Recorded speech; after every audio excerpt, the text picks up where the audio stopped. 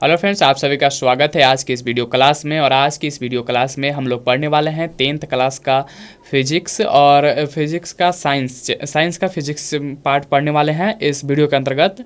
और पार्ट का नाम है हमारा क्या, प्रकाश का परावर्तन। ठीक है, प्रकाश का परावर्तन एवं अपवर्तन पार्ट का नाम है। और इस पार्ट के अंतर्गत हम लोग पढ़ेंगे प्रतिबिंब के बारे में इस वीडियो के अंतर्गत। ये हमारा तीसरा वीडियो है, ठीक है, प्रकाश का परावर्तन एवं अपवर्तन पर। ठीक है, तो अभी तक आपने 2 वीडियो को नहीं देखे हैं तो जाकर प्लेलिस्ट में देख लीजिए, वहाँ पर आपको मिल जाएगा। ठीक है, चलिए सबसे पहले हम लोग क्या जान लेते हैं, प्रतिबिंब के बारे में जान लेते हैं कि प्रतिबिंब किसे कहते हैं। यहाँ पर एक फ़ोटो बना हुआ है, आप इस फोटो को देख लीजिए। ये आईना है और इसके सामने एक वस्तु है जिसका यहाँ पर इसके अंदर इमेज बन रहा है, तो इसी को प्रतिबिंब कहते हैं। चलिए परिभाषा को समझते हैं।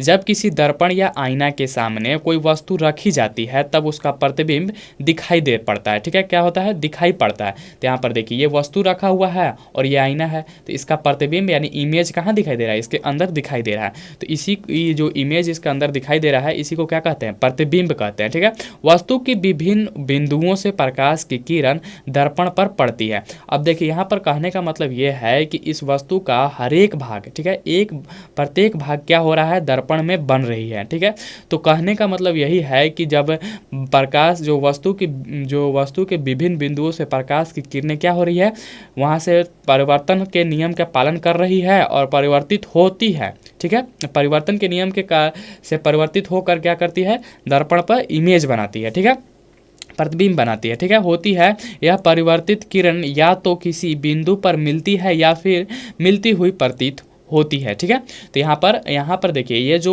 आपके सामने ये जो इमेज है इसका पूरा प्रतिबिंब यहाँ पर बन रहा है। ये वस्तु जो है इसका पूरा प्रतिबिंब इस दर्पण के अंदर बन रहा है। यदि अभी तक आपने प्रकाश के परावर्तन का नियम, ठीक है, का वीडियो नहीं देखे हैं तो उसे भी आप जाकर देख सकते हैं, प्लेलिस्ट में चेक कर लीजिएगा, वहाँ पर आपको मिल जाएगा। चलिए आगे बढ़ते हैं। अब यहाँ पर हम लोग प्रतिबिंब के बारे में जानेंगे। ठीक है, तो कह रहा है कि किसी बिंदु स्रोत से आती प्रकाश की किरणें जब दर्पण से परावर्तन के बाद जिस बिंदु पर मिलती है या जिस बिंदु से आती हुई प्रतीत होती है उसे उस बिंदु स्रोत का प्रतिबिंब कहते हैं। तो ये प्रतिबिंब का परिभाषा हुआ। यहाँ पर अभी हमने यहाँ पर समझा कि प्रतिबिंब कैसे बनता है उसके बारे में, और यहाँ पर ये हमारे सामने प्रतिबिंब का क्या है, परिभाषा है। चलिए आगे बढ़ते हैं। प्रतिबिंब 2 प्रकार के होते हैं। ठीक है, तो ये भी जान लेते हैं कि प्रतिबिंब 2 प्रकार के होते हैं। तो कौन कौन होते हैं। पहला होता है वास्तविक प्रतिबिंब जिसको रियल इमेज कहा जाता है। ठीक है, रियल इमेज कहा जाता है। और दूसरा है आभासी या काल्पनिक प्रतिबिंब जिसको वर्चुअल इमेज कहा जाता है। ठीक है, देखिए कई बार एग्जाम में पूछा जाता है कि प्रतिबिंब कितने प्रकार के होते हैं, तो यहाँ पर आपको बताना होगा कि वास्तविक प्रतिबिंब और आभासी प्रतिबिंब। ये ऑब्जेक्टिव क्वेश्चन में पूछा जा सकता है कि प्रतिबिंब के कितने प्रकार हैं, 2, 4 ऐसे ऑप्शन दिया हुआ रहेगा कि ऑप्शन ए रहेगा 2, ऑप्शन बी रहेगा 3, ऑप्शन सी रहेगा 4, ऑप्शन डी रहेगा 5। तो आपको ऑप्शन ए चुनना है क्योंकि प्रतिबिंब के 2 प्रकार होते हैं। चलिए आगे बढ़ते हैं। इसी तरह से आपका ऑब्जेक्टिव क्वेश्चन भी क्लियर होता चला जाएगा। चलिए वास्तविक प्रतिबिंब के बारे में जानते हैं। ठीक है, तो वास्तविक प्रतिबिंब के हम लोग बारे में जानेंगे, रियल इमेज के बारे में जानेंगे कि क्या होता है रियल इमेज।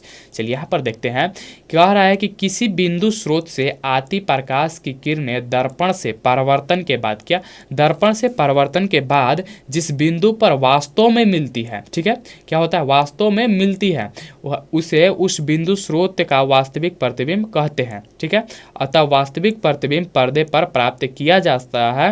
वास्तविक प्रतिबिंब वस्तु की अपेक्षा हमेशा उल्टा होता है। ठीक है, क्या होता है, वास्तविक प्रतिबिंब हमेशा वस्तु की अपेक्षा उल्टा होता है। तो यहाँ से भी ऑब्जेक्टिव क्वेश्चन आपसे पूछा जा सकता है कि वास्तविक प्रतिबिंब कैसा होता है, वस्तु के सापेक्ष कैसा होता है। ये आपसे प्रश्न पूछा जाएगा कि वस्तु के सापेक्ष वास्तविक प्रतिबिंब कैसा होता है, तो आपको बताना होगा उल्टा होता है। याद रखिएगा कैसा होता है, उल्टा होता है। और वास्तविक प्रतिबिंब को पर्दे पर प्राप्त किया जा सकता है। यहाँ से भी 2 ऑब्जेक्टिव क्वेश्चन आपका बन गया कि वास्तविक प्रतिबिंब को पर्दे पर प्राप्त किया जा सकता है और वास्तविक प्रतिबिंब वस्तु के सापेक्ष क्या होता है, उल्टा होता है। ठीक है, चलिए आगे बढ़ते हैं और आगे यहाँ पर जानते हैं क्या, आभासी प्रतिबिंब के बारे में, यानी वर्चुअल इमेज के बारे में। तो यहाँ पर देखिए परिभाषा देखते हैं कि किसी बिंदु स्रोत से आती प्रकाश की किरणें परावर्तन के बाद जिस बिंदु से आती हुई प्रतीत होते हैं, ठीक है, उसे उस बिंदु स्रोत का आभासी प्रतिबिंब कहते हैं। ठीक है, अतः आभासी प्रतिबिंब को पर्दे पर नहीं प्राप्त किया जा सकता है। आभासी प्रतिबिंब वस्तु की अपेक्षा हमेशा सीधा होता है। ठीक है ना, देखिए यहाँ पर कह रहा है कि किसी बिंदु स्रोत से मान लीजिए कोई प्रकाश की किरणें आ रही है, तो परिवर्तन के बाद जिस बिंदु पर, ठीक है, जिस बिंदु से आती हुई प्रतीत होती है, ठीक है, उस बिंदु स्रोत को क्या कहते हैं? आभासी प्रतिबिंब कहते हैं। और आभासी प्रतिबिंब को पर्दे पर नहीं प्राप्त किया जा सकता है। तो यहाँ पर पूछा जा सकता है आपसे, यहाँ पर भी दो क्वेश्चन ऑब्जेक्टिव का बन गया कि आभासी प्रतिबिंब को पर्दे पर नहीं प्राप्त किया जा सकता है। तो यहाँ पर पूछा जा सकता है कि कौन ऐसे इमेज हैं, यानी कौन सा प्रतिबिंब है जिसको पर्दे पर नहीं प्राप्त किया जा सकता है? तो वो है आभासी प्रतिबिंब, ठीक है। और ठीक है, तो इसको पर्दे पर नहीं प्राप्त किया जा सकता है। और वह जो आभासी प्रतिबिंब होता है वह क्या होता है? वस्तु की अपेक्षा हमेशा सीधा होता है, इसीलिए सीधा होने की वजह से उसको पर्दे पर नहीं प्राप्त किया जा सकता है। चलिए यहाँ पर एक नोट दिया हुआ है कि आभासी प्रतिबिंब को सादा बिंदुओं से या टूटी रेखाओं से दर्शाया जाता है। देखिए इसको याद रखिएगा, ठीक ना, इसको ध्यान में रखिएगा, क्योंकि ये जो इमेज, जब भी इमेज वाली आगे जब आप इमेज के बारे में पढ़ेंगे कि कौन सी वस्तु कहाँ पर रख कर कहाँ पर बनेगी उसकी इमेज, तो उसके लिए ये ज़रूरी है कि मतलब आपको समझने के लिए कि जब आभासी प्रतिबिंब बनेगा तो उसको कैसे दर्शाया जाएगा। तो उसको हमेशा टूटी हुई रेखाओं से, ठीक ना, या फिर बिंदुओं से दर्शाया जाएगा। चलिए आगे पढ़ेंगे हम लोग कि समतल दर्पण द्वारा बने प्रतिबिंब की विशेषताएं बताएं। तो यहाँ पर जो समतल दर्पण से बनाता है जो इमेज, उसकी कुछ विशेषताएं हैं, 5 विशेषताएं यहाँ पर लिखा हुआ है। ये इसी तरह से क्वेश्चन भी पूछा जा सकता है कि आपसे कि समतल दर्पण द्वारा बने प्रतिबिंब की विशेषताएं को लिखें। तो इस तरह से आप लिख सकते हैं इन 5 को, ठीक है। चलिए एक एक करके समझने का प्रयास करते हैं। पहला है कि प्रतिबिंब दर्पण के पीछे बनता है।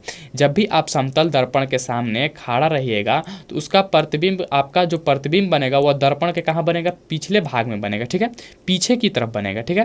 प्रतिबिंब का आकार वस्तु के आकार के बराबर होता है, यानी कि जितना लंबा बड़ा चौड़ा जो आपका वस्तु रहेगा उतना ही बड़ा छोटा, मतलब जो भी है, जितना आकार का आपका वस्तु रहेगा उतना ही आकार का क्या होगा? उसका इमेज बनेगा। कहाँ बनेगा? दर्पण के पीछे, यानी कि जितना प्रतिबिंब दर्पण के पीछे बनेगा, ठीक है।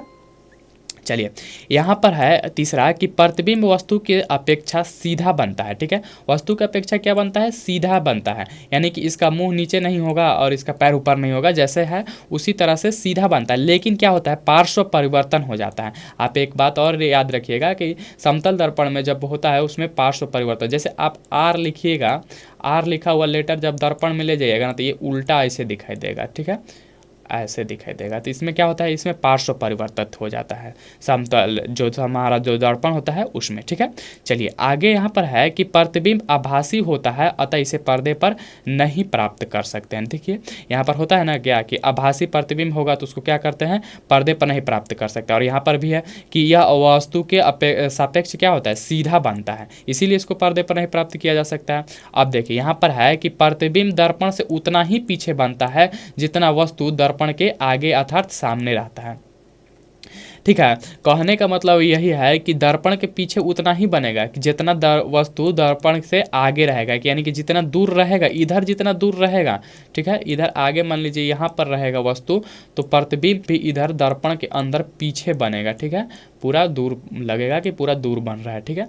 तो ये थी समतल दर्पण द्वारा बने प्रतिबिंब की विशेषताएं, आप इसे लिख सकते हैं और याद कर सकते हैं। तो यहाँ पर से भी एक दो क्वेश्चन जो ऑब्जेक्टिव का है वो आ गया आपके सामने कि समतल दर्पण में प्रतिबिंब कहाँ बनता है? तो पीछे बनता है, ठीक है। और समतल दर्पण में बने प्रतिबिंब वस्तु के अपेक्षा या कैसा होता है? तो वो सीधा होता है, ठीक है। और फिर एक और क्वेश्चन यहाँ से बन जाता है कि जो समतल दर्पण का जो प्रतिबिंब बनता है वह कैसा बनता है? तो प्रतिबिंब जो बनता है वो आभासी बनता है, और आभासी बनने के कारण इसे पर्दे पर प्राप्त नहीं कर सकते हैं, ठीक है। तो यहाँ से भी कुछ प्रश्न आ गए ऑब्जेक्टिव के आपको, तो यहाँ ये भी याद रखिएगा। चलिए तो मिलते हैं हम लोग अगले वीडियो में किसी अगले टॉपिक के साथ, तब तक पढ़ते रहिए और आगे बढ़ते रहिए।